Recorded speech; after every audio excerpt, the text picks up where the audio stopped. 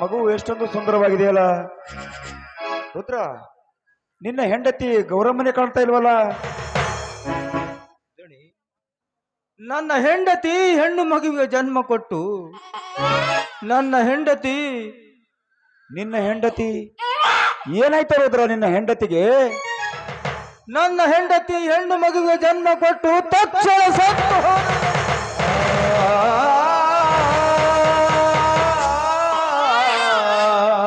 ರುದ್ರ ರುದ್ರ ರುದ್ರ, ಏನು ಹೇಳ್ತಿರುವೆ ನೀನು? ಕಲ್ಪನೆಯಲ್ಲಿಯೂ ಕಾಣರಿದಂತ ದುರಂತವನ್ನೇ ನುಡಿಯುತ್ತಿರುವೆಯಲ್ಲೋ. ತವರು ಮನೆಗೆ ಹೋಗಿ ಬರುತ್ತೇನೆಂದು ಹೇಳಿ ಹೋದ ನಿನ್ನ ಹೆಂಡತಿ ತನ್ನ ಬಾಳನ್ನೇ ಬರಿದು ಮಾಡಿ ಕಳಿಸಿದಳೆ. ರುದ್ರ, ಇವತ್ತು ನಿನ್ನ ಹೆಂಡತಿ ಸತ್ತಿಲ್ಲ ರುದ್ರ, ನನ್ನ ಒಡ ಹುಟ್ಟಿದ ತಂಗಿ ಸತ್ತಿದ್ದಾಳೆ. ಆ ಭಗವಂತ ನಿನ್ನ ಬಾಳಿನಲ್ಲಿ ಎಂಥ ದುರಂತವನ್ನೇ ಸೃಷ್ಟಿ ಮಾಡಿಬಿಟ್ಟಿದ್ದಳು. ನಿಜ ಆ ಸೃಷ್ಟಿಕರ್ತನ ಸೆಳೆತದಲ್ಲಿ ಸಿಕ್ಕು ನನ್ನ ಸಂಸಾರವೇ ನುಚ್ಚು ನೂರಾಯಿತು. ಬಡತನದ ಬೇಗುದಿಯಲ್ಲಿ ಬಾಳದ ಎಷ್ಟೇ ಭಾರವಾಗಿದ್ದರು ಭಯ ಪಡೆದೇ ಬದುಕುತ್ತಿದ್ದೆ. ಇಂದು ನನ್ನ ಬದುಕಿನ ಬಂಡೆಯ ಒಂದು ಚಕ್ರ ಕಳಚಿ ಹೋಯಿತು. ಹೆಂಡತಿ ನೀಡಿ ಹೋದ ಈ ನನ್ನ ಮಗಳು ಅನಾಥಳಾದಳು.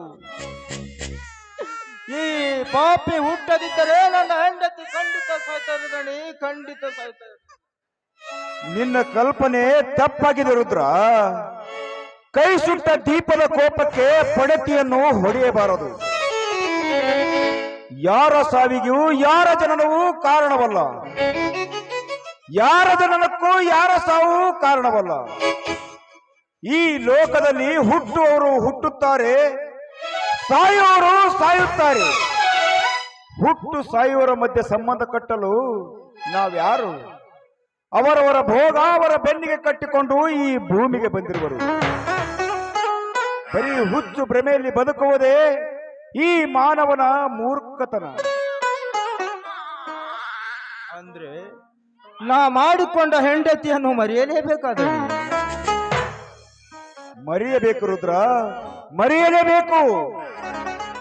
ಹುಟ್ಟಿದ ಮಾನವ ಈ ಲೋಕವನ್ನೇ ಬಿಟ್ಟು ಹೋಗುವಾಗ ಮಾಡಿಕೊಂಡ ಹೆಂಡತಿ ಎಷ್ಟು ದಿವಸದವಳು.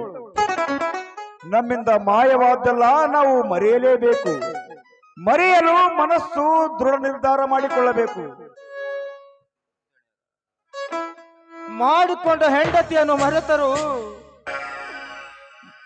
ಈ ಮಗಳ ಮುಂದಿನ ಭವಿಷ್ಯ ಹೇಗಿದೆ?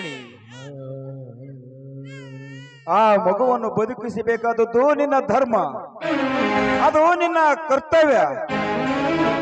ನೋಡು, ಈ ಮಗುವಿಗೆ ಅಂಬಿಕಾ ಅಂತ ನಾಮಕರಣ ಮಾಡು. ಅವರಿವರ ಮನೆಯಲ್ಲಿ ಬಿಟ್ಟು ಕೂಲಿ ನಾಲಿ ಮಾಡಲು ಹಚ್ಚಬೇಡ. ಒಳ್ಳೆ ವಿದ್ಯಾಭ್ಯಾಸ ಕಲಿಸಿ ಸುಸಕ್ಷಿತರ ಸಾಲಿನಲ್ಲಿ ನಿಲ್ಲಿಸು. ಅವಳಿಗೆ ಬೇಕಾಗುವ ಆಶ್ರಯ, ವಿದ್ಯೆ, ಊಟ, ಉಪಚಾರ ಖರ್ಚು ನಾನು ನೋಡಿಕೊಳ್ಳುತ್ತೇನೆ. ಇದು ನಿನ್ನ ಮಗಳಲ್ಲ, ನನ್ನ ಮಗಳೆಂದು ಭಾವಿಸಿಕೊಳ್ಳುತ್ತೇನೆ. ಹಾ ರುದ್ರ, ತೆಗೆದುಕೋ ನಿನ್ನ ಮಗಳ ಖರ್ಚಿಗಾಗಿ ಈ 20,000 ರೂಪಾಯಿ ಕೊಡ್ತಾ ಇದ್ದೀನಿ.